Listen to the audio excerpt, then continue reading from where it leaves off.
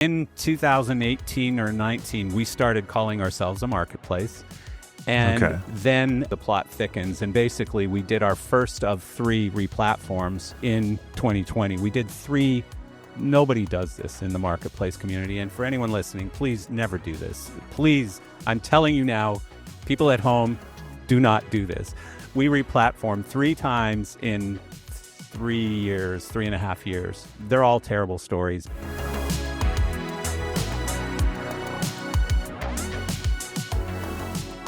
Welcome to Sharetribe Founder Stories. Today, I'm talking to Marcel Fairbairn. He's the founder and CEO of one of the oldest existing marketplace companies, GearSource. You heard that right. GearSource has been around since 2002. That gives Marcel every right to call himself the OG of marketplaces. Only a few giants like eBay and Amazon trace back as far as these very early days of e-commerce. GearSource is a marketplace for professional production equipment. Its early clients included Upstaging, one of the largest touring lighting companies in the world that work with superstars like the Rolling Stones, U2, and Madonna. But it was only around 2018 when Marcel realized the business he had spent over 15 years building was actually a marketplace. And this realization changed everything, from how he runs the business to how he thinks about the technology that powers it. Today, GearSource runs on Sharetribe, after what Marcel describes as 3 terrible replatforms in 3 years. He's gone from doing everything manually, and I mean everything because 2002, remember, to now running a very profitable, low-touch, global marketplace business. Oh, and somewhere in between, Marcel survived the COVID-19 pandemic, which made live events, his livelihood, temporarily illegal. I am really excited to bring you this chat with Marcel. So, without further ado, let's dive into the wisdom of a true marketplace pioneer who's weathered more storms than most founders will ever face.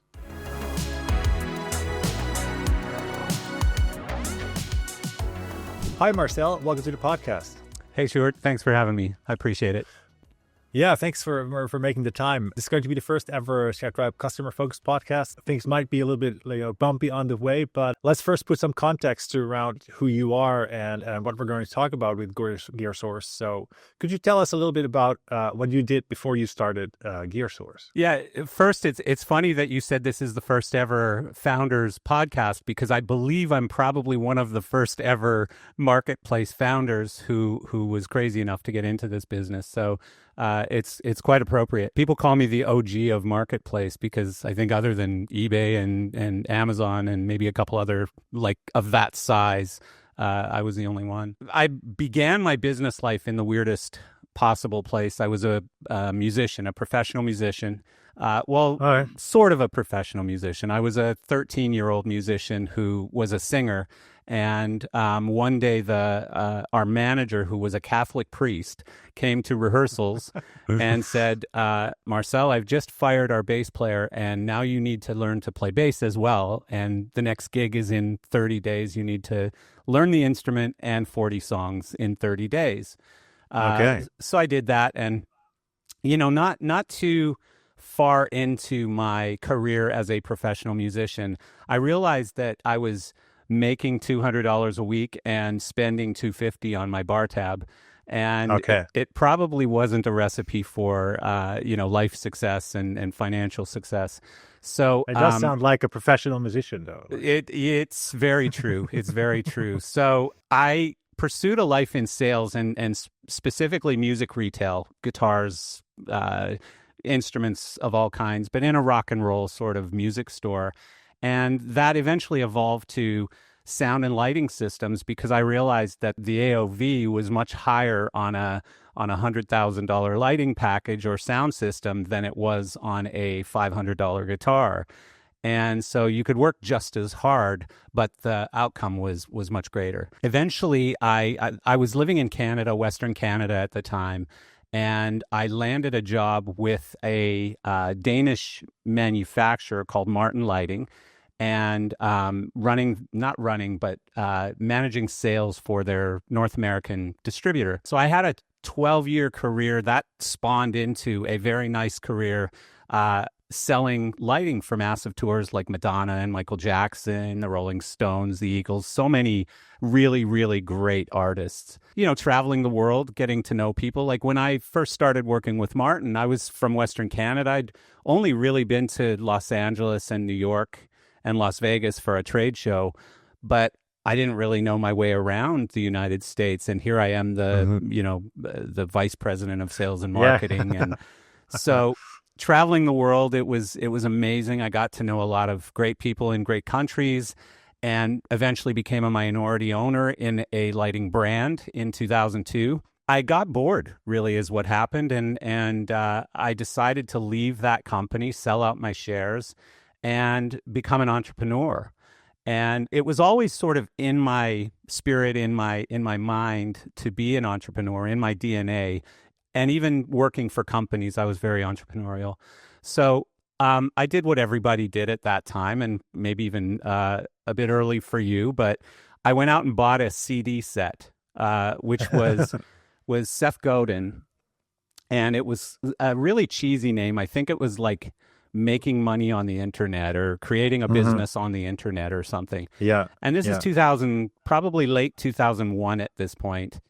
And I thought, if I'm my next thing has to be on this thing they call the internet, and it's got to be an internet business of sorts. And the second thing I knew is that the industry I was in was struggling with something that was related to the ramp up of technology and how much quicker technology was moving in that industry. Lighting fixtures, sound systems were going from analog to digital. Lighting systems were going into these automated lighting packages that were now advancing very quickly.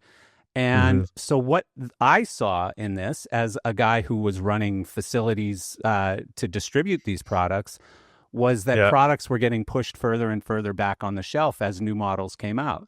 So imagine if you had 1 million iPhone 1s in stock and the iPhone 2 comes and you just go back further on the shelf. We're going to put the iPhone 2s in front of you. Eventually, those iPhone 1s have no value.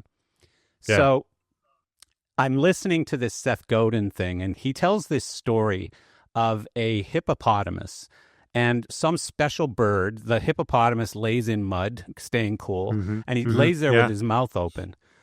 And there's a little bird that goes inside and lands in his mouth and eats all of the food off the hippo's teeth. And the moral of the story is basically the hippo ends up with clean teeth. He's happy, and the bird was fed. Really a disgusting meal, but the bird's pretty happy, right? So Seth's message was that you need to create businesses on the internet that you're doing something that to you is your bread and butter. It's your food, but to the customer or to the people that you're serving, it's nothing. It's like literally you're taking such a small thing from them, but to you it becomes your entire revenue. This was the spark for a marketplace. And so what I decided was that in my industry there was this sort of invisible inventory problem happening, and many people didn't even recognize it. They were so focused on selling the latest, newest stuff, and they were forgetting about all this old stuff. Sales teams were incentivized to sell the new products. My initial focus in coming up with this, and at the time I didn't know it was called a thesis, but it was basically a thesis on marketplace, was that manufacturers and distributors were going to run into very significant problems with inventory, and there was really no way to get their sales teams focused on selling this old inventory except to just drop the price so low and then give the sales guy, a big commission to sell it. But instead, I was going to come along and help them with that inventory. I was going to be ultimately 100% focused on that, either B stock or discontinued or even used demo stock or whatever it was. While they focused on their new product. Had they realized that already as a problem, or were you sort of ahead of the curve, or they're like sort of in denial? Because, I'm just thinking about, they're expensive, they're not like digital assets of which you can just like duplicate a million without cost. Like it must be somewhere on the P&L, right? Like it is, but it's ignored. And so if your overall inventory number is 10 million and there's a $1 million problem in that 10 million, we'll focus on that next week, next month, next year, whatever. And Got it. Got so it. I think people, large enough companies who had asset managers and people who were inventory control experts or whatever, they were noticing this trend. But I was running a couple of fairly large businesses. I mean, large $25 million businesses, who this could really become a significant problem. So I think it was bubbling, but it hadn't yet reached the surface. Again, that was basically my initial thesis for a marketplace was, while they were focused on selling new equipment, I was going to build a business on the internet because Seth Godin said so. And also because from the very earliest time, in my mind, I wanted to be a remote company. I had a place that I had built up in Canada in the mountains, and I wanted to spend time in Canada where I'm from. But I also wanted to be able to be in the Florida Keys if I wanted to as well. And nobody knew the difference. Nobody cared where I was, which meant it was a remote company way early. Very shortly after launching, and I know we'll get into the launch, but very shortly after, I sort of changed my direction based on outreach from a touring rental company who said, can you also do this service for us? And really my focus shifted away from manufacturers as much, because it was a problem there, but it was a much larger problem for rental companies who were constantly evolving their inventory. So had you already identified, right? Because like if we sort of break this down into the supply demand part, so obviously your supply is there just sort of soon really begging you to take it off their hands. Yeah. But if they're not selling it, if they can't move it, who did you have in mind to move it to at that point? Yeah, it's a great question. So one of the things that I learned early on is most of those companies would not sell to their competitors. They wouldn't go to a direct competitor and say, here's 100 of these lights that I no longer need. Would you like to buy them? Because they're then basically building that competitor to beat up on them. However, they would allow me to sell them to their competitor, which is very odd. I mean, literally, I have done $100,000+ deals where a company sent a truck a block away to pick the lights up from their competitor or the sound system from their competitor and bring it back to their warehouse. And it was done on a platform based thousands of miles away. That's extraordinary. Strange. Okay. Yes. Yeah. So you were saying, I cut you off. You were saying that the rental industry came in, or tour rental industry came in. So you changed directions a little bit? My initial target, I guess, for supply side was really specifically manufacturers and distributors, because that's really where I came from, that business, and I saw the problem developing. So those businesses did support us early on, but it wasn't big enough to really be exciting. There was, first of all, again, they had to identify and accept that there was a problem.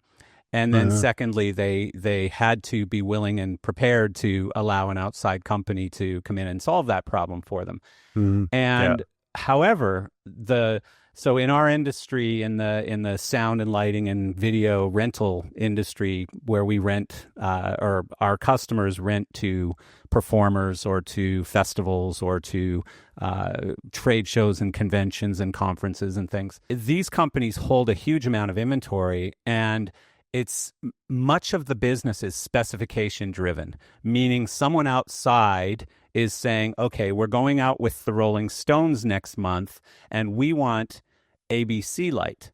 And the rental company might say, well, we have DEF light. Will that be okay? No, I have to have ABC light. So now that company has to get rid of some DEF lights and go out and buy the ABC lights.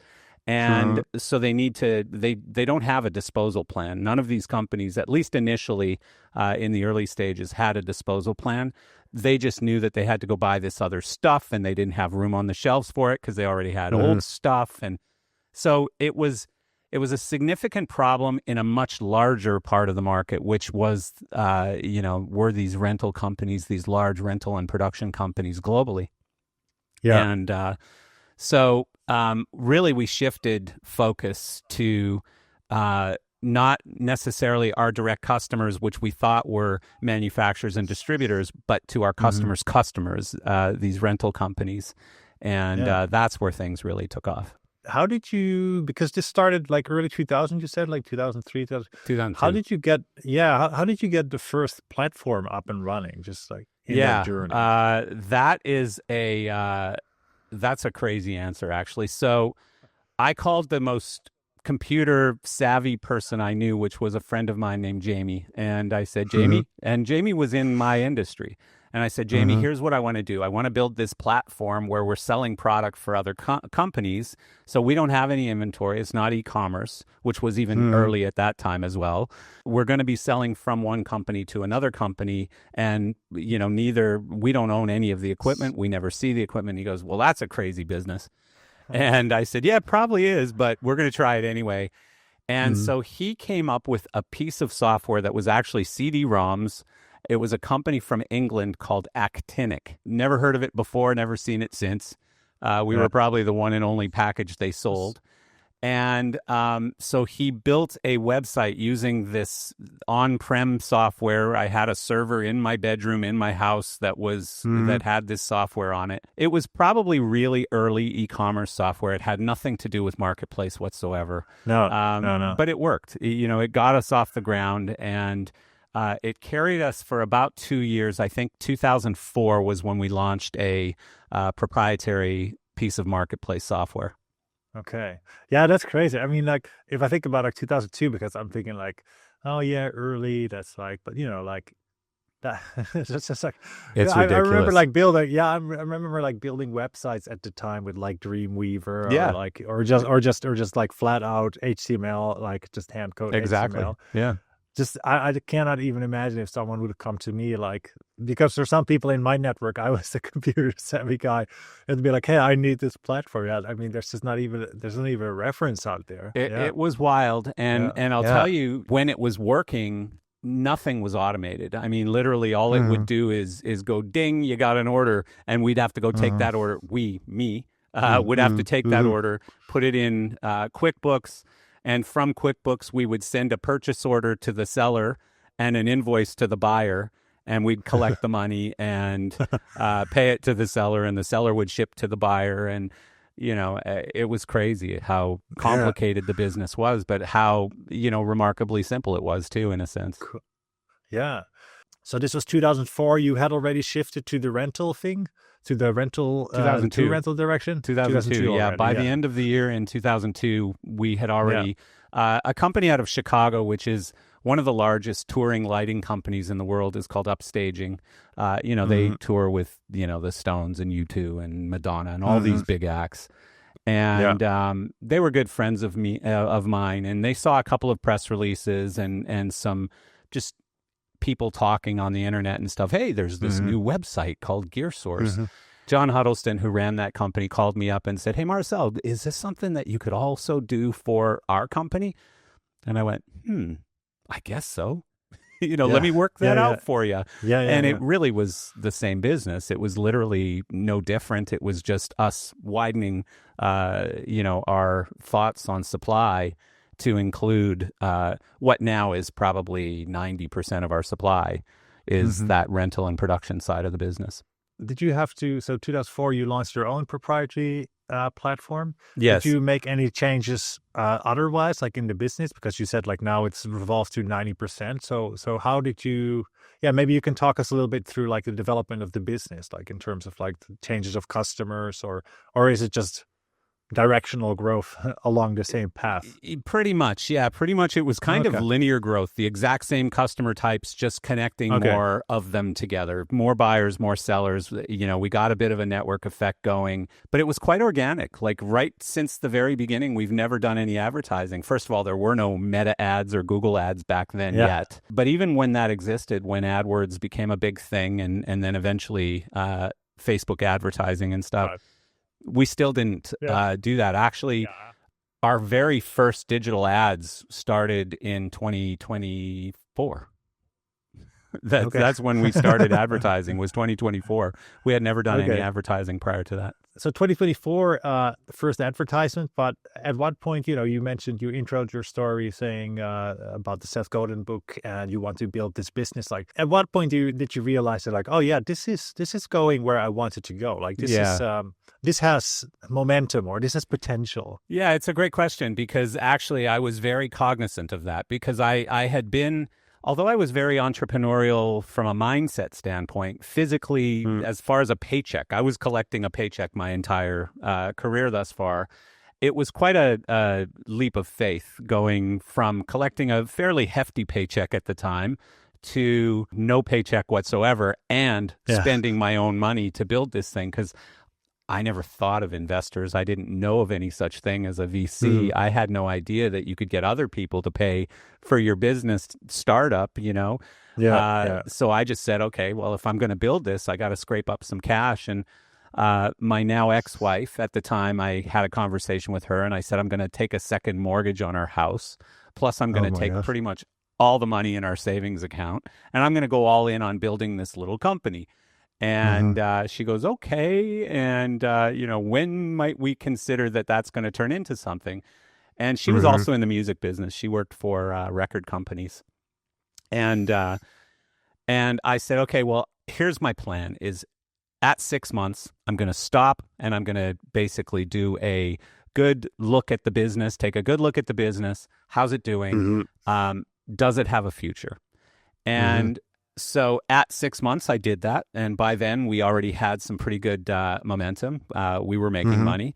So then I said, okay, in 6 more months, 12 months from starting the company, I want to have replaced my paycheck, my previous paycheck. Now, this was a big leap. This was, in 2002, I don't know, $15,000 a month or something, maybe a little more than that. So I said, I want to replace my paycheck in another 6 months. And I sat down in 6 months, and I had just started taking a paycheck that was good enough. And so I said, okay, we got something here. And, I've never looked back since. So, it was a journey. Have you changed anything in your like revenue model? Like, because again, that you didn't really have any examples. So how did you monetize actually? Well, so right from the beginning, it was basically like a commission or fee-based system. But in the beginning, we were managing the listing. The seller wasn't managing the listing. So we were controlling the price. So if he told us he wanted $1,000, we would make it $1,100, $1,200, $1,500, whatever we thought the market would bear, and then we'd pay him his $1,000. So I think our average take was around 22% in the beginning. For most of our existence, it was around 18 or 19%. And then when you talk about evolution, most companies look to increase their revenue. But when we started thinking about growth, which was 2019, is when I really said, okay, we've got something here. First of all, we need to replatform. But second, we really need to start focusing on growth. The biggest thing we did is we cut our margins. And so we took our take rate down to what is now a blended average of about 11%. But our lowest take rate is 7% to very large, very frequent sellers.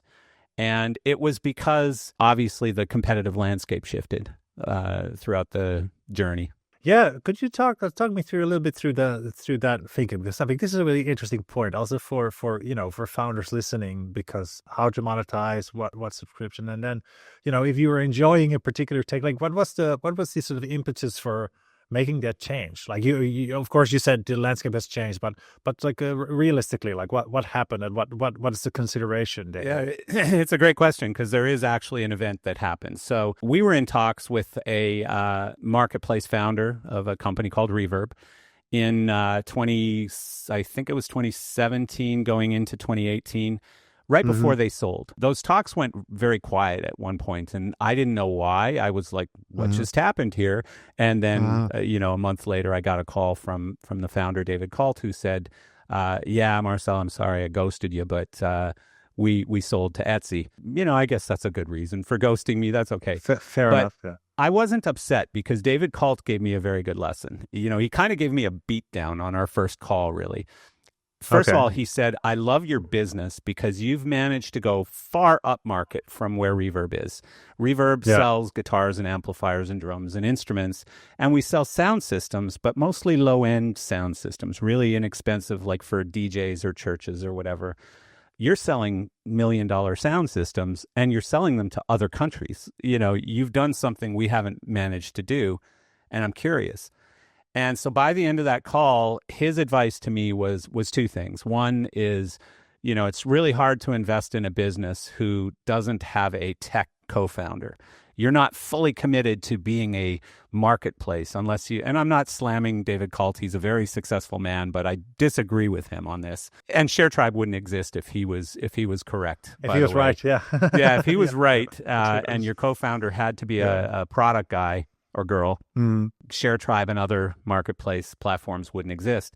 But the thing that he did tell me that was accurate is we were far too high touch. And it was going to be impossible to scale the business to where we wanted to be and where we should be unless we become a lower touch company. And I knew exactly what he meant because I was struggling with the same concept, which is, we're hand-holding every customer, we're hand-holding every deal, we're actively involved in absolutely every sale we make, whether it's $100 or $100,000. That was a pivotal discussion that actually one of the things he taught me is that we were a marketplace. Yeah, until then, I had never called us a marketplace. I didn't know that that's what we were called. Yeah, I mean, we had taglines like connecting buyers and sellers globally, but that never became in my brain marketplace. No one ever said, hey, do you realize you're actually a marketplace? And so in 2018 or 19, we started calling ourselves a marketplace. And then, the plot thickens. And basically, we did our first of 3 replatforms in 2020. We did 3. Nobody does this in the marketplace community. And for anyone listening, please never do this. Please, I'm telling you now, people at home, do not do this. We replatformed 3 times in 3.5 years. They're all terrible stories, but the first one wasn't. The first one basically took us from going backwards a little bit. In 2004, when we finally built our own platform, it was built on Cold Fusion. Do you even know what that is? No. Most people don't anymore. I feel I'm quite good in touch with like older technologies, but this is not one of them. Yeah, Cold Fusion. I think the only people on Earth who still have any Cold Fusion product are the government. There are so few coders in the world who know anything about Cold Fusion anymore. We probably had one of the last ones who was on our staff. And literally, he didn't build anything. He just kept it from eating itself and imploding. So we were on Cold Fusion for almost 15 years. And so in 2020 or in 2019, we decided, okay, really it's about time to get off of Cold Fusion. And so I said, I'm going to go out and try and find the Shopify of Marketplace and see if there's a platform out there, because I don't want to build. I want to buy. I want to rent. We didn't find ShareTribe for some reason. I take that personally. Well, it was 2019, so it was early for you guys as well. And probably too early. It would have been too early for us, I think. I don't know that. I think so. I think you were more of a smaller enthusiast marketplace platform more than, because we were pretty enterprisey, The best thing we could find was a combination of WooCommerce and Dokkan. And for those who don't know, Dokkan is a plugin from India. We were one of their first customers, and it takes WooCommerce and makes it into a multi-vendor marketplace piece of software. So we hired an outside developer, to rebuild basically GearSource onto this combination of software, WooCommerce and Dokkan. Isn't WooCommerce also? I mean, we're not going to try this. I'll try to prevent this is not slam your competitor.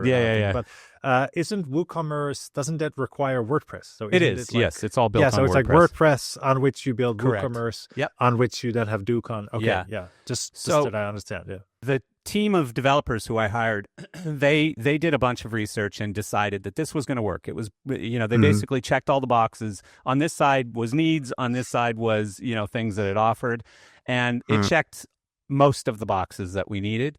Everyone says I was in the worst business for COVID. We were in the worst business for COVID. Live events, forget it. It was illegal to have a live event. So, we were in by far the worst business. I can't think of one that's worse than live events. So all of our customers were at zero revenue. Some of them eventually went to like these virtual studios and virtual performances and stuff, but it wasn't generating any cash, not enough to really be a real company. So one, it was a great time to build a platform because you had time. There was nothing else to do. But obviously, it was heavily a financial drain on a company that wasn't making any money throughout 2020. So we launched in September of 2020. And again, either the best or worst time to launch a business is when you have very few customers. But we did have an audience because people were sitting at home. They didn't really have anything to do. They weren't working. We were able to get it working. It launched, I think, in September of 2020. And one of the people who helped us get it launched was Dan Melnick, who was one of the architects of Reverb. He was the COO at Reverb before they sold, and very smart guy. He helped us basically because it was not easy. The Dokkan guys at the time were impossible to deal with. WooCommerce was not easy. WordPress was not easy. It really was the wrong platform for us. But we got it launched, and I'll tell you what it did for us. And this is going back to your original question, which took a while, but it convinced us that not only could we automate a lot of things and take ourselves out of the loop on a lot of things, but that we could lower our margin and lower our take rate and put us in a much more marketplacey place. And so the WooCommerce platform and my conversations with David Kalt took us from behaving like sort of a buy-sell company that happened to be selling other people's inventory to being a real marketplace.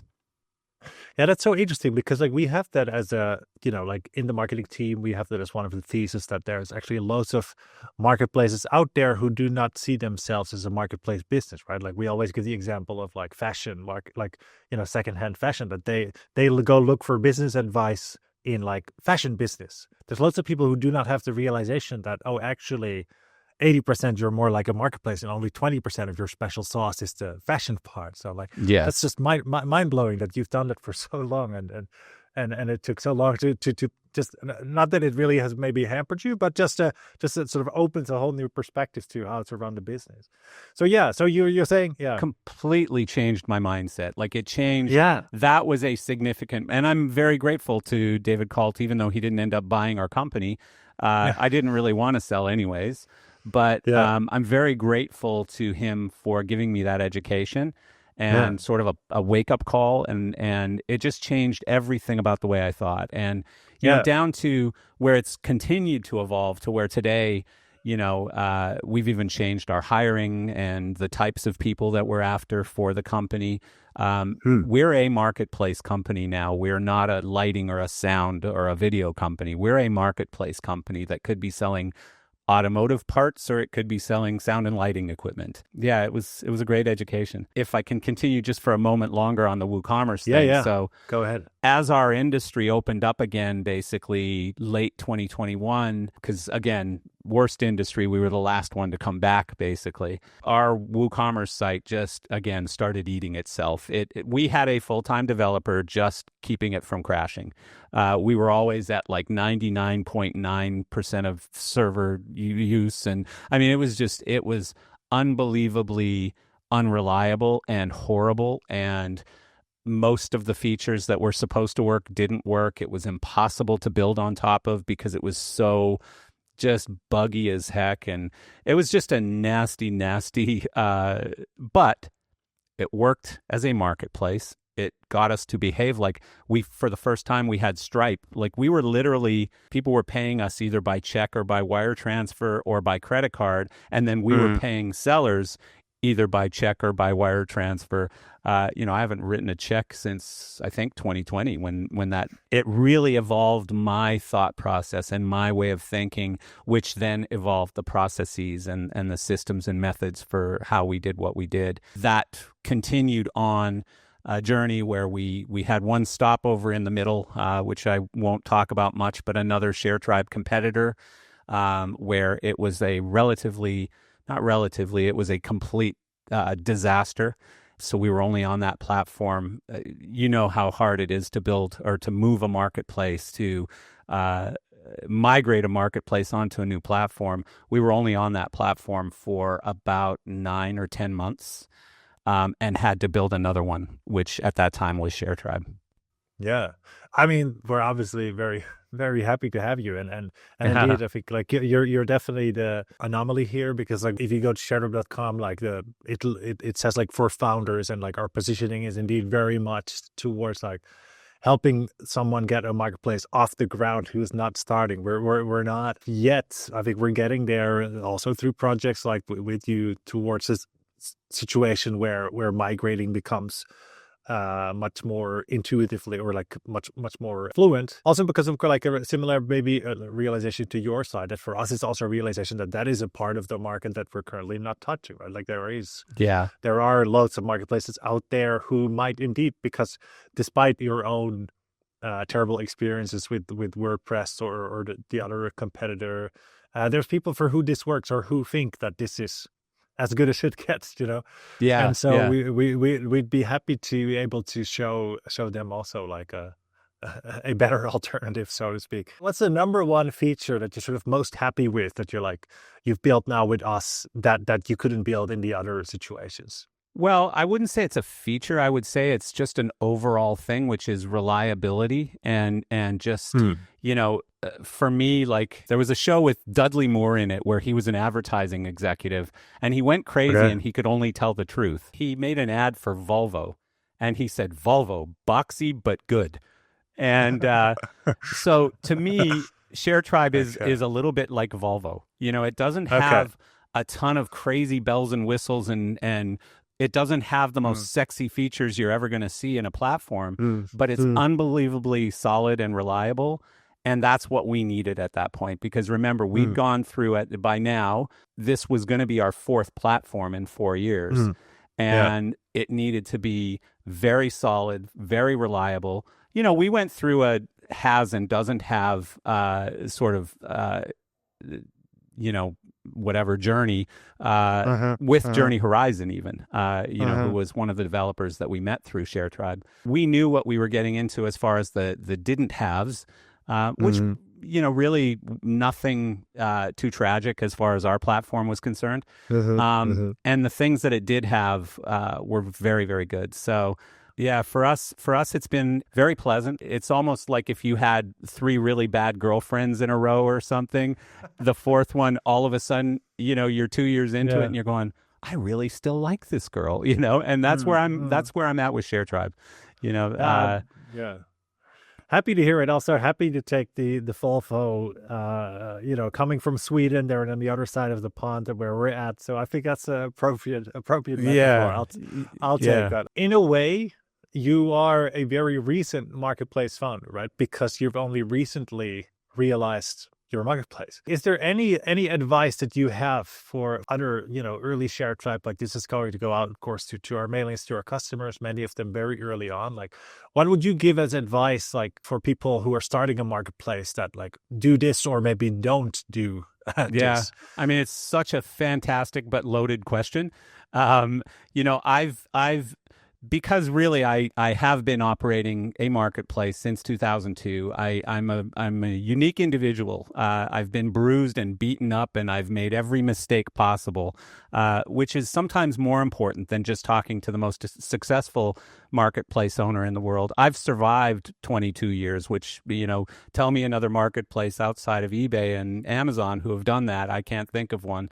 But so, first and foremost is whatever it is that you're going to be a marketplace for, whatever that product is, do research and make sure that there is a market. Make sure that there is a supply side and that there is demand for it. Because I'll tell you, I get invited a lot to these like dinners or talks or these groups with marketplace startups.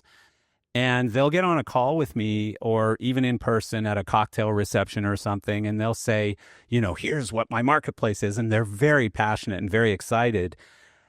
And I haven't got the heart usually to tell them that is a terrible business idea. That's just not going to work. And the reason I know that it's not going to work is my AOV, my average order is around $20,000. it's a hard business with a $20,000 AOV. I can't imagine what it's like when your AOV is $3.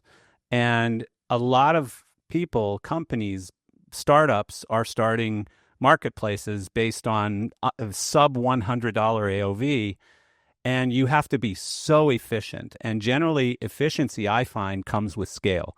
It's hard to be really efficient when you have 2 or 3 employees and you have all of those expenses and things. So the first thing I would say is really vet the market. Make sure that there is a market. Make sure that there's a need for the product that you're creating, just like any other business. And I know that's an incredibly obvious and silly answer, but I believe it's an underutilized muscle is to really vet the need. And then from there, just do it on the smallest budget you can possibly do. Go out and build a business where it's got you as the only employee to begin with. And today, it's so easy to do that. 22 years ago, it wasn't. Today, you can use AI. You have online everything. Like, I didn't even have QuickBooks online in the beginning. I had it on disks because it didn't exist online yet. So, today, between AI and between all of the different online tools and inexpensive applications and stuff, it's so easy to be, a one-person organization today and build a marketplace that gets you at least to a point of having revenue. And then from there, just be very conservative with your growth of expenses. Be aggressive on your growth of revenue, but very conservative on growing expenses. And that's not what I see in most marketplaces. I see they raise $1 million, they go out and spend $2 million, and then they wonder why they're bankrupt. And it's just a marketplace is a tough business to succeed in. But it's a great one when you get it to go and you've got network effects and, that hamster wheel running and everything. It's an unbelievable business. It's fun to wake up on Monday morning with orders that have taken care of themselves over the weekend, and you're like, wow, that was fun. That's great. I had a $200,000 weekend and all I did was play golf. So I don't play golf. Nice. But... Yeah, I get it. Thanks, Marcel. Let's end on that. I think that's fantastic advice. I think some of the best advice we can't repeat enough. So more than welcome. I want to thank you a lot for your time. Thank you also for trusting us with your business, and all the best to GearSource. Thank you so much. Thanks. Thank you for listening and watching.